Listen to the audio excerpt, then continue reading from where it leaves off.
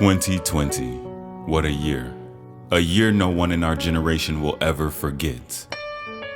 Starting with COVID-19, a virus that spread throughout the world, not only killing our loved ones, but taking away our freedom as human beings, as artists, as dancers.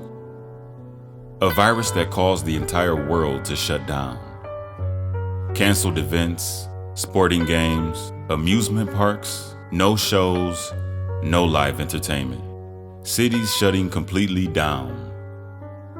From New York to Los Angeles, from Miami to Las Vegas. The bright lights were no more. The year even progressed to the unthinkable, heartbreaking moments, causing blood to be shed and uncivil acts of rage. From protesting in the streets, fighting for the rights of Black lives, to looting and rioting, things just kept getting worse. We've seen literally history repeating itself before our very eyes. 2020 sucked the rhythm out of our daily routine, the rhythm out of our songs, the rhythm out of our dance. But it didn't take the rhythm out of our souls. What you are witnessing is history and her story in the making.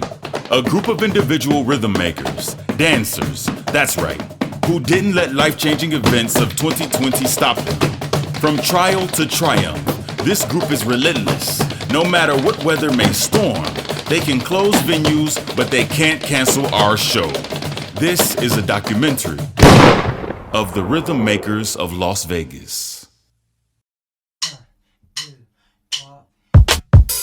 My name is Victoria Lorraine Jones. I am a resident in Las Vegas, Nevada. I am a tap dancer, instructor, choreographer, business owner of a nonprofit organization, and I love to make rhythm. I make rhythm in several forms. I am a tap dancer, and I also do body percussion. I am first a believer in Jesus Christ, my Lord and Savior. Represent all day. And I am a daughter, a sister, a friend, and a loved one. I've been in Las Vegas for about 12 years, and I moved out here from Gary, Indiana, my original hometown.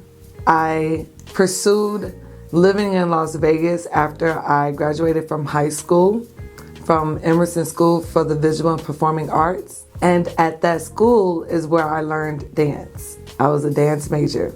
My teachers were Mr. Brewer, Miss Davis, Miss C, and Mr. Brill Barrett. Brill taught me tap dance in Chicago under his company, Mad Rhythms. And that's where I learned how to really get down with the get down.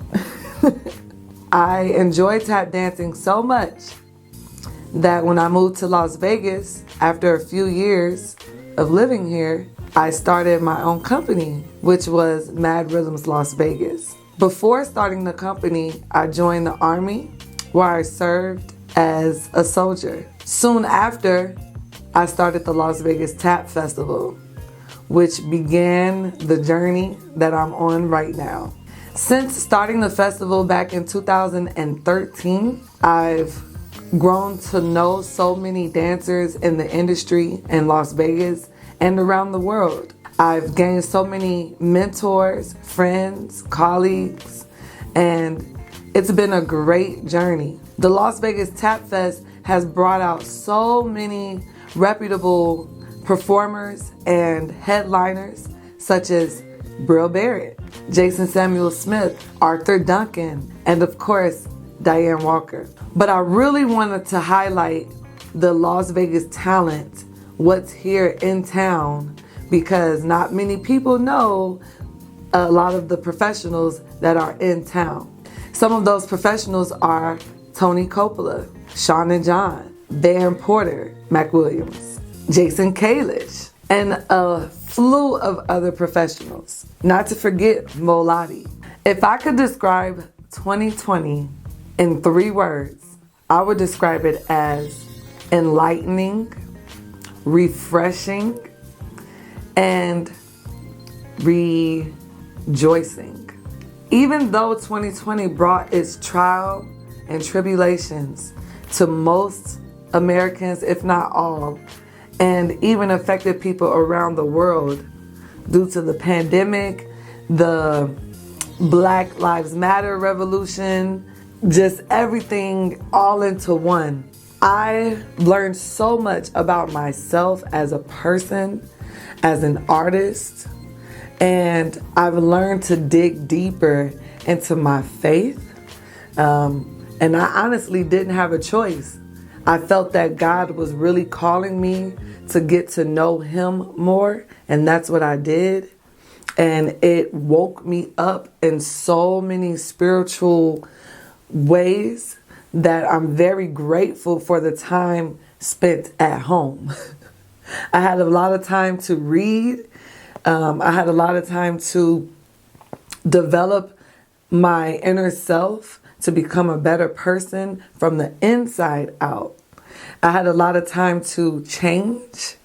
I've had a lot of time to reevaluate. And I would say that 2020 is rejoicing because it opened up many doors internally. What brought me down was self-doubt, self-hatred, self-negative talk, which is not good for anybody. If you are going through something, it is so important to reach out to your close circle and get it out. And if you feel like you don't have anybody, ding, you always have Him in all His glory. Because literally, this is all you need. I'm telling you. And this is a message for everybody. Although I've had my positive moments in 2020, when it got low, it got low. I remember right when George Floyd, the tragic incident with George Floyd happened, I was really hurt, not just as a Black person, but just as a human being. I was hurt to see, which by the way, I couldn't even watch the whole video, but I was hurt to see the terror being filmed and just the intentional execution on a man who didn't deserve that. And then he wasn't the only one. There were several people that didn't deserve those type of executions. And so it impacted me as a human being and as an African American and as a woman, to where I felt that I needed to release energy. I needed to get out and share my energy amongst fellow dancers. I called up all of the tap dancers or rhythm makers that I knew in town and asked them to meet me so we can jam and get out all of our frustrations together. That's how this documentary became. It was a moment where we gathered and all of our lives, all of our life stories were in one room, in a circle. And we shared it amongst each other. We grew from each other. We learned from each other. And we listened to each other. We listened to each other's cries. We listened to each other's stories on the wood. And that's what makes tap dance and rhythm making so unique, because we share our stories through our art. And we can never let that die down, fade away. It ain't going nowhere. So the fact that we were all in the same room sharing that energy, it was so powerful that led into what you see today.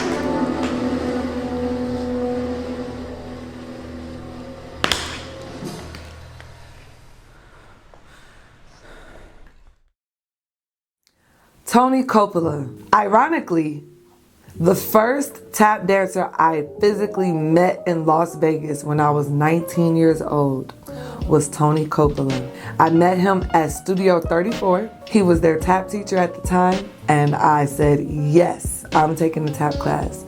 And our connection just developed from there. I call him Uncle Tony because he's like a mentor of mine. He is a mentor of mine. He's definitely been there from day one of the festival. I will always continue to honor him and put him on a platform to where people can learn from him and learn from his expertise in the business. He's worked with the greats of the greats. He's traveled. He's taught at several conventions. He makes rhythm in all forms and fashions. He's a drummer. He's a tap dancer. And believe it or not, he used to be a gymnast. So I love Uncle Tony, and I appreciate him for everything he's contributed to tap dance in Las Vegas. Hi, I'm Tony Coppola, Las Vegas dance teacher, choreographer, and still a little bit of a performer. My journey's been a little different with rhythm. I grew up as a drummer, so my brain already, I think, viewed rhythms a little differently, and I had to translate first from my brain to my voice, then down to my feet. And I love combining rhythms. I got a very late start in dance because I had a career as a musician and an athlete. I did not start dancing till I was 28 years old, but I felt like tap was meant to be. So now I'm 74, so however many years that is, I don't know, 46 years or something. And that whole journey's been a joy, and it just keeps getting better and better. What brought me to Vegas was actually that I brought an ensemble here to perform from a university where I was running the dance department in Colorado. And I had wanted to come back here. I had lived here several times, and I really couldn't go any farther in Colorado. So I brought an ensemble here to perform, and they started talking about their needs in their department for their tap and jazz. And so it was time to make a change, and I love living in Vegas, and frankly I was tired of the snow in Colorado. I grew up in the San Francisco Bay Area, halfway between San Francisco and San Jose in San Mateo. And I graduated from San Jose State University with a degree in music. And I've got to tell you, I think I was there at the right time. I had the best teachers, and there was a big push for education and college and stuff like that. And just by luck of the draw, I got to a perfect department at the university to study percussion. Had a great percussion teacher that went on to write all the books that the guys are studying from now. So yeah, most of my early influences were Northern California. If I had to describe 2020 in 3 words, frustrating, a little bit depressing, but also motivating. It's caused us to challenge ourselves and be creative in ways that we maybe didn't have to in the past. And there's been a silver lining in that. For me, it's even included better workouts because I've had a little more time and a lot of time to plan and think about choreography, because I tend to do it on the fly most of the time, which is good to be spontaneous, but it's good to plan as well. So I think it's been motivating. What's been frustrating about 2020 is that we're not all in the same room to have that group dance energy that we feed off each other and that we love, that gives us that high, and we spark off each other's energy. That's been a little frustrating, but we've managed to do as well as we can with virtual stuff and keep going. And I've been pleasantly surprised that everyone has tried to stay going as best they can. They've all been motivated. I think for me personally, what's been depressing about 2020 is that I live alone, so there's a lot of time alone. You lack company, you get lonely for company, and texting and talking on the phone and even FaceTiming really isn't the same as that human exchange. Seeing Las Vegas Strip close down and dark is one of the saddest things. I have worked here for many years. In fact, I first worked here as a drummer in rock show bands, singing and playing drums in bands. So I've seen the way the town has changed and grown and got increasingly bright and lit up the desert. And to see that shut down was really something you feel, because Vegas is part of us and we're part of it. I think my contribution to rhythm stuff, tap dance, percussion, all that stuff, I like to think that my greatest ability is putting things together, integrating from all different places, and not just within music and dance.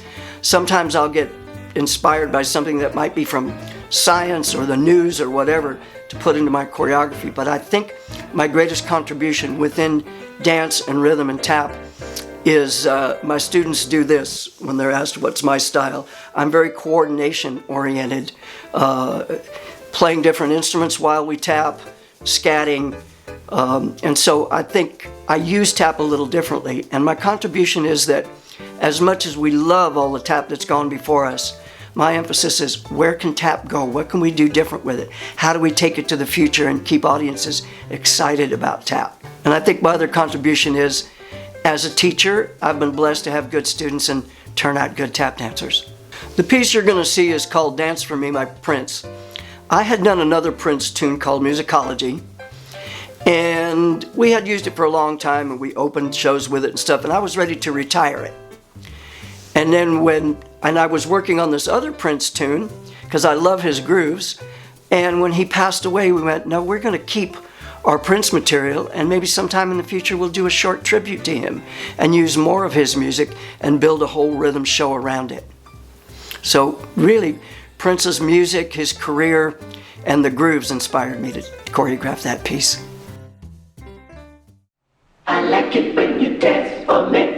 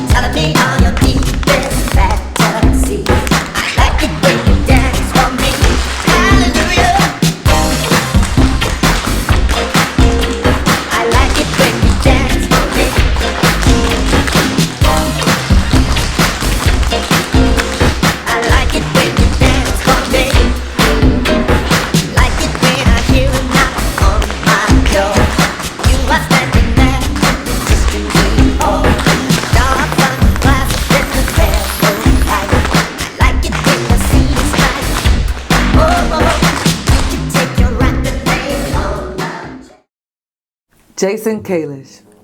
So I initially met Jason Kalish, I believe, at the Rock Center for Dance. He came to the Las Vegas Tap Festival when it was called the National Tap Dance Day Vegas Tap Festival. It was a long name. And he came and took classes. And when he laid his rhythms down, I said, oh, okay, you're a professional. Yeah, you're a professional. And he's such a hip dancer that he's like, hey, I'm just here to kick it. I'm just here to share, and I love what you're doing, Victoria, and I'm here to support. He jammed with us. He actually, I think, if not ran the jam, I believe he ran that jam the first year, where he was just like, hey, let's try this, let's try that, and I appreciate you for that. I've definitely hired him for the tap festivals since he's been there since day one. And I appreciate you, Jason. I've gigged with him for Rock in Rio. Shout out to Elka for hooking us up with that gig. And that was a fun time. And one thing about Jason, I love his respect for history. When Bunny Briggs died and Prince Spencer died, he was right there. He was like a right hand when it came to arrangements and just support, and he's always been there. So I appreciate your love for the history, and thank you so much, Jason.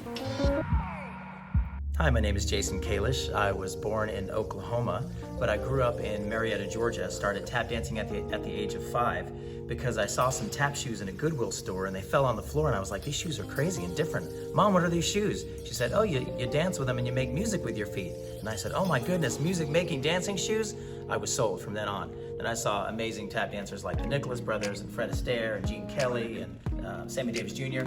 Anyway, long story short, moved out here to Vegas to court my wife, Laura. We've been married for 7 years. I've been in Vegas for 8 years, and we have a new son named Larson. He is 6 months old this Monday, and he's the best thing ever to happen to us in our lives.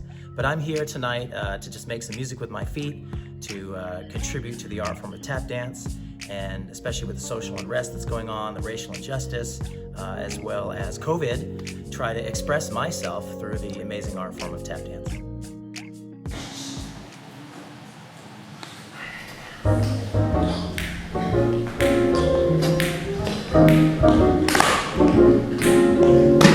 Heaven, I'm in heaven, and my heart beats so that I can hardly speak, and I seem to find the happiness I see when we out together, dancing cheek to cheek. Yes, heaven, I'm in heaven, and together all around me through the week seems to vanish like the gamblers like this street. When we out together, dancing cheek to cheek. Oh, I'd love to climb the mountain, reach the highest peak, but it doesn't thrill me half as much as dancing cheek to cheek. Oh, I'd love to go out fishing in a river or a creek, but I don't enjoy it half as much as dancing cheek to cheek. Now mama, dance with me. I want my arms about you, charms about you, will carry me through is heaven. I'm in heaven, and my heart beats so that I can hardly speak,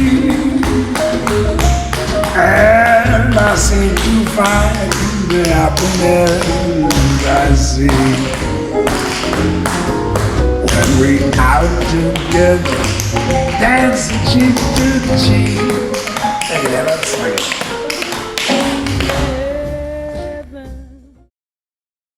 Van Porter, Mac Williams.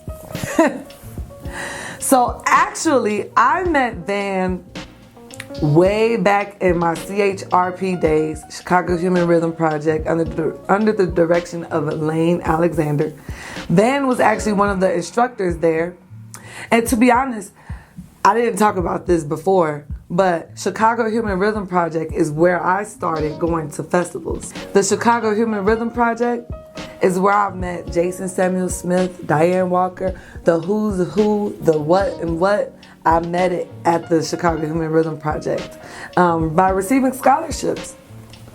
And I'm very grateful for that organization and what I've learned in that. I definitely look up to that as far as like a leading festival in the community, because they've been around for as long as I've been alive, literally, since 1988. So shout out to the Chicago Human Rhythm Project. I met him back in the day, and then when I moved to Las Vegas, I took a few of his classes that he was having at the Las Vegas Dance Academy. I forget the name of it, but it's up north off of Cheyenne and the 15. I met him again through Susan Abbott, which, by the way, I have to shout out Susan, because Susan is the reason why I knew Dr. Prince Spencer and Dr. Bunny Briggs. And I learned under Susan while she was teaching at CSN. So shout out to Susan, because Susan used to dance for Henry Latang, and she brought them out to Vegas for a festival and to put on shows way before I was even thought of. So shout out to Susan. It just reminds me, because when I talk about Van, I'm bringing up everybody else that is of importance that helped shape what tap dance is in Las Vegas. So Van is actually, his tap dancing is from Las Vegas. And I just appreciate his history in the business. I appreciate what he's done. I definitely value that. And it's definitely helping shape what this organization is all about and what it will be in the future.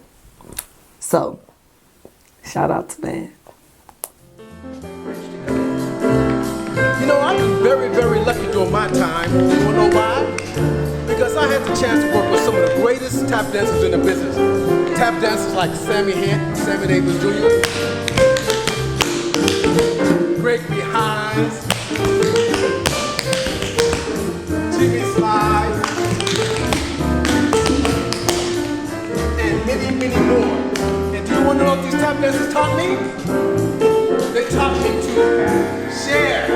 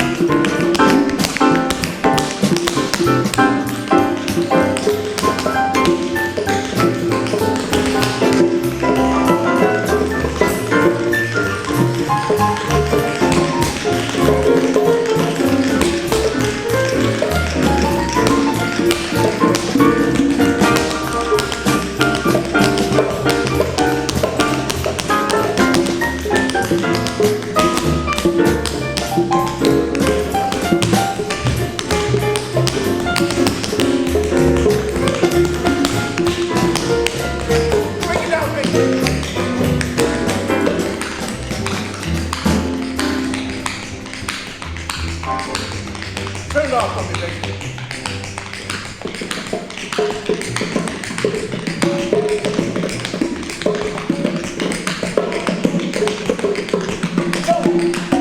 Come on, get some of that.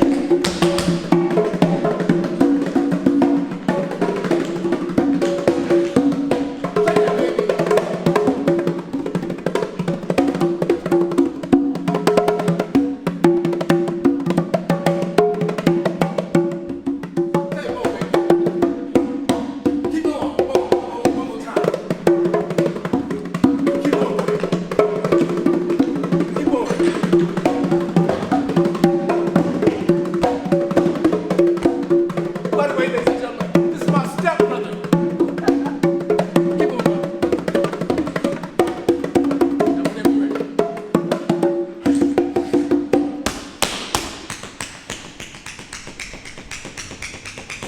I had him break it down for me, y'all.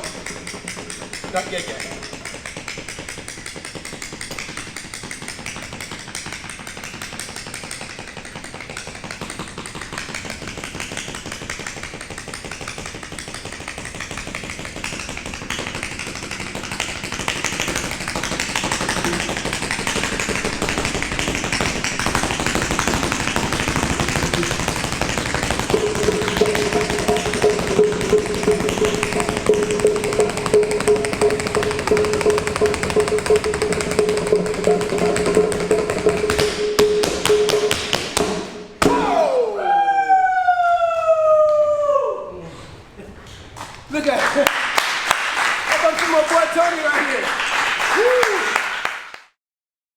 Sean and John.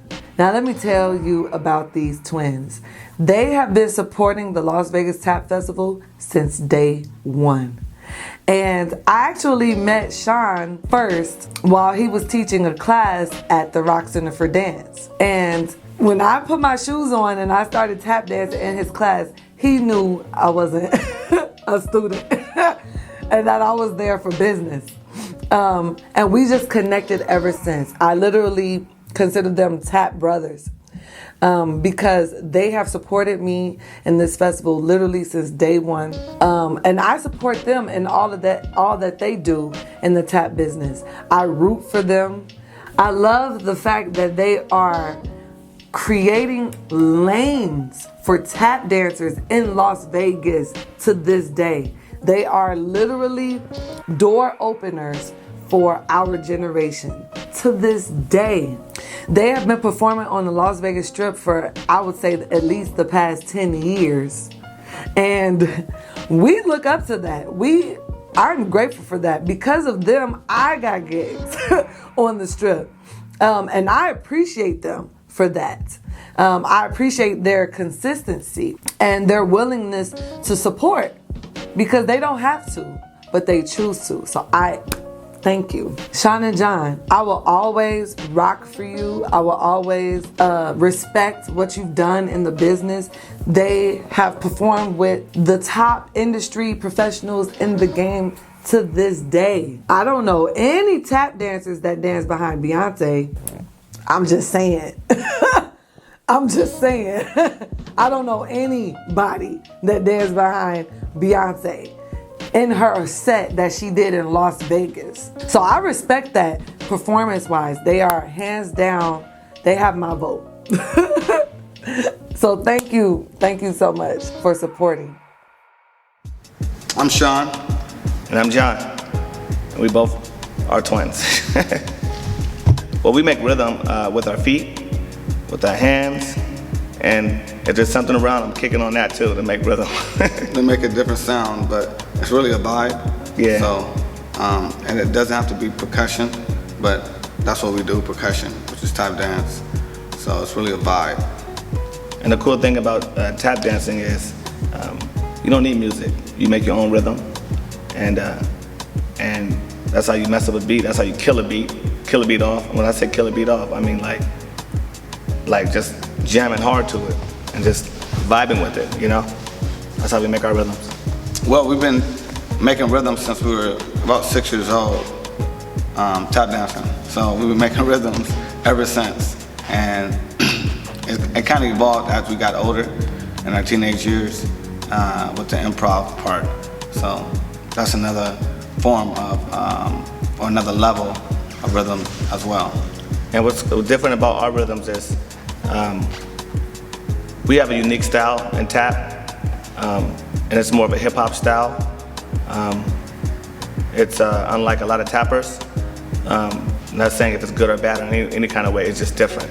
And we've grown to adapt and love our style because it singles us out and it's closer to a dance style. What brought us to Vegas was David's sax, but we got a call from the Nicholas sisters. Shout out to Kathy and Nicole. But and Jen, I believe she gave the Nicholas sisters the call. But anyway, we came out here from Los Angeles to Vegas to perform in Planet Hollywood's Vegas to Show, and then 2 years later we did another show called the Variety Show, the V Show. It's another David Sachs production, so it's in the same casino, so we used to run back and forth, doing one show and ending the other, and vice versa. 4 times a day. Yep. And 6 days a week. 6 days a week, yeah. For 3 years, no, like 4 years. Right. So that was fun. And then we moved on to do another show called Rose Rabbit Live. Vegas Nocturne. Vegas Nocturne. Yeah. At Cosmopolitan. And then we moved on with the sister show, same company, to Absinthe, in which we've been there for about 5 years now. And that's at Caesar's Palace. I would describe 2020 as tragic, depressed, motivating, and beautiful. Well, I would describe 2020 as depressed because personal reasons, as far as like seeing everybody around me, lose their job, including me. Just trying to maintain, take care of the family.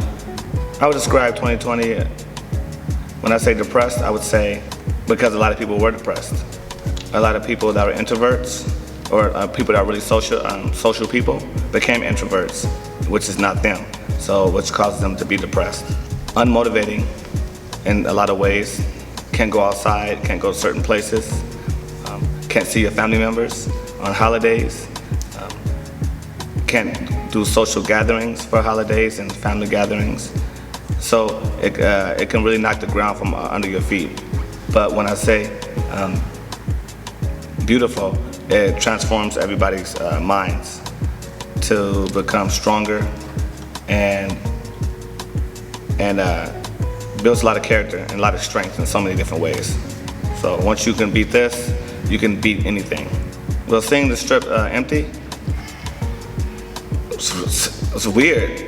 Because even the Las Vegas Strip, is usually packed, but it became a ghost town. And in a kind of way, in a small way, it's kind of beautiful, kind of cool, And also being in LA a lot, seeing Hollywood Boulevard, which is normally packed on a Tuesday, is a ghost town on a Saturday. 2020 has taught me to appreciate the opportunities that's out there for jobs, to appreciate that. Even though I was already appreciative, but now, you can't find a job anywhere, so I guess it motivated me and my brother, I think, to level up and like, as far as our career and be more independent, We see now that, the worst case scenarios like this, we can't depend on anyone, you know what I'm saying? For obvious reasons. So, we just got to put ourselves in a position to, depend on each other. Right. And to appreciate, being around friends and family on a regular. So, yeah. Well, I feel like our style of dance and tap dance, our style is unique because just like I like to watch a lot of sports and basketball, and I see different styles with different players. What I liked about, say, Jordan, for instance, Kobe played like him. And if you look at, another player like Kyrie Irving or Steph Curry, they play different. I just bring that into example to what I say as far as tap dancing.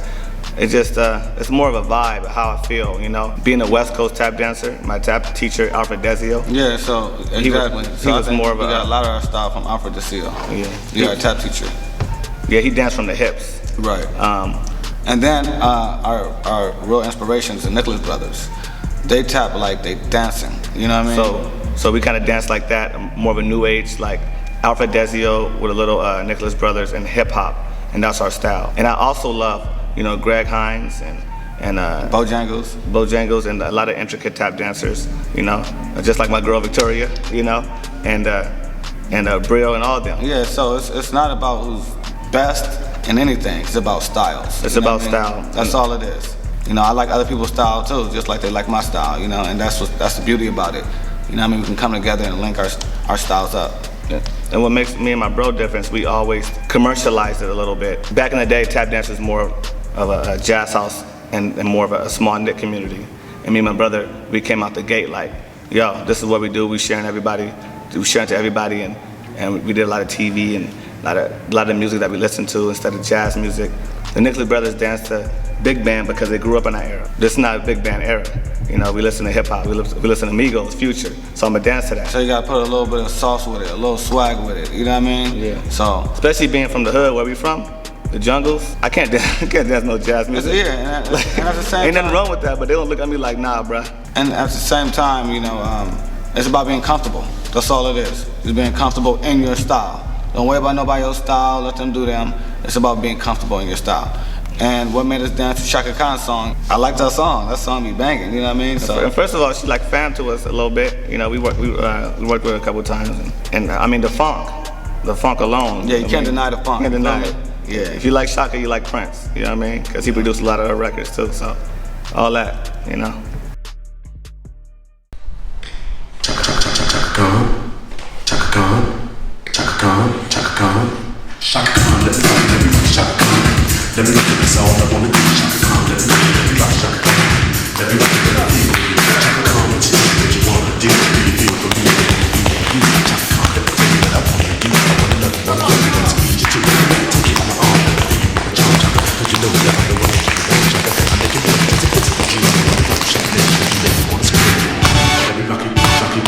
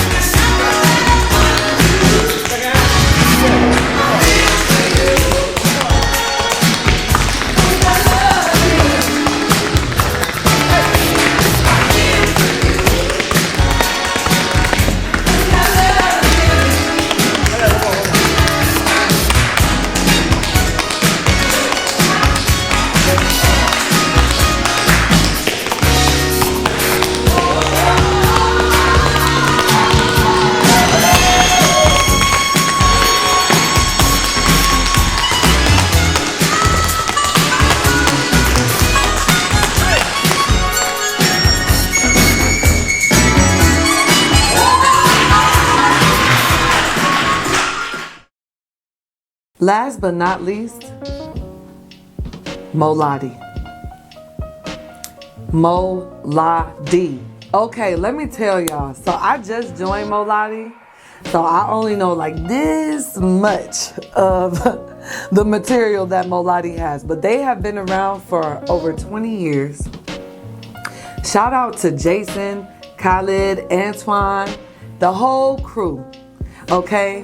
These rhythm makers, literal rhythm makers, their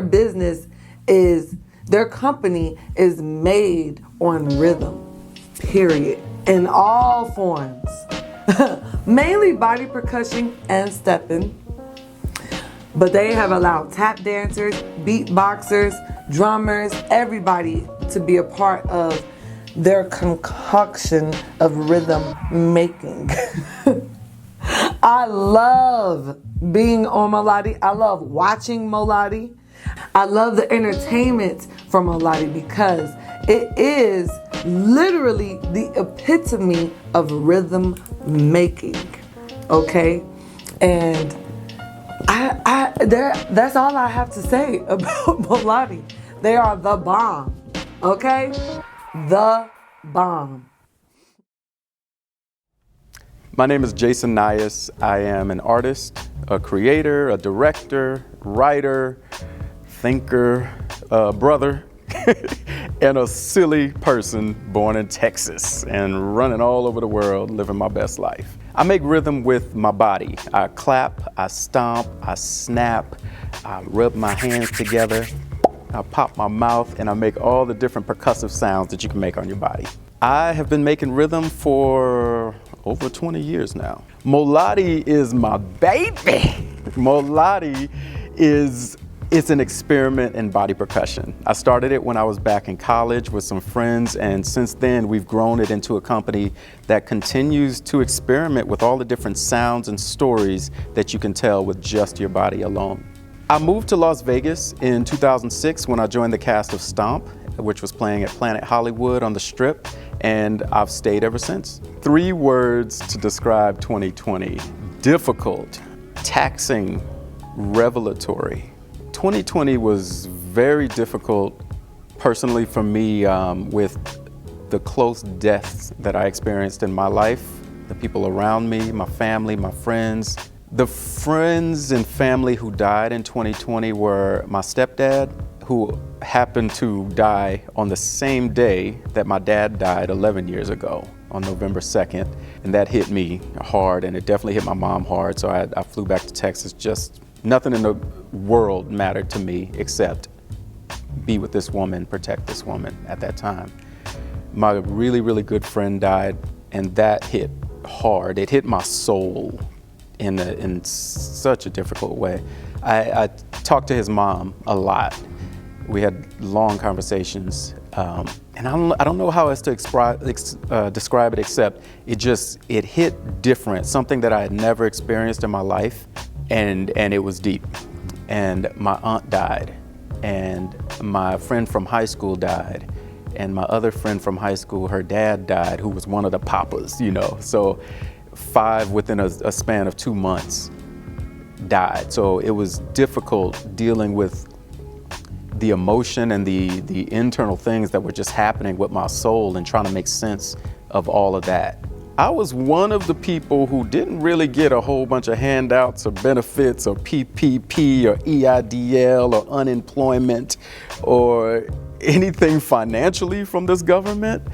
So I was out there driving Lyft, trying to make ends meet when the industry shut down and everything entertainment-wise, like I saw tons of money just dry up instantly, like within a week. All these cancellation emails. And that was my source of income. That was the source of income for my company, Molati.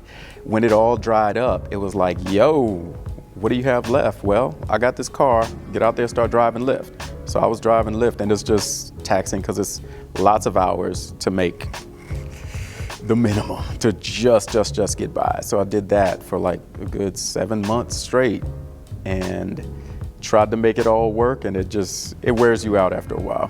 2020 has been revelatory because it re-taught me, I remembered how resilient I am, how resilient people are, how resilient Black people are, how resilient artists are, all the circles that I'm in myself, and then it allowed me to look outside of myself and outside of my circles and just see humanity as a whole and to see how resilient we all are. So the word resilience just is that word that just came back to the forefront. Like, we're going to make it through. We're going to get through this. It's not just optimism. It's just fact. This is what we do. We're humans. We're strong. We're resilient. And so I remembered that for myself by getting through all of the things personally, externally, and internally that I did to get through that year. What inspires me and keeps me going is my commitment to this industry and to the arts in general didn't just start like recently. It's been almost a lifelong journey. Like, I found the arts in high school, and I committed to it when I was in college. And I know that this is not a solo journey. I'm not just doing this for myself. I continue to do the things that I do and work on the projects that I work on and move Molati, my company, forward, because I feel that it's a service to other people who connect with the stories that we tell. It's a service to the world. It's my legacy. It's my purpose here on earth. And that's why I stay committed to the arts, no matter what form that may be, in front of the camera, behind the scenes, on stage, whatever it is, or teaching like I'm currently doing. And where Moladi's moving for the future, at least right now, that's what I can talk about, is we're telling way more stories than ever. We're not just performing excellent body percussion and dance and movement where you can look at me and clap. We're actually telling stories that hit and that reach and mean something and connect to audiences. So we're starting by exploring the stories that we have to tell literally on the crew, like Pendu, myself, Khalid, Antoine, you know, and we're putting those down into the world like on purpose because they deserve to be told. That's another thing that I learned from last year. We are worthy, we're beyond worthy, and we should be put down in history. You should be put down in history. Every person has a reason to tell their own story. So that's what we're actively doing right now, is telling our story.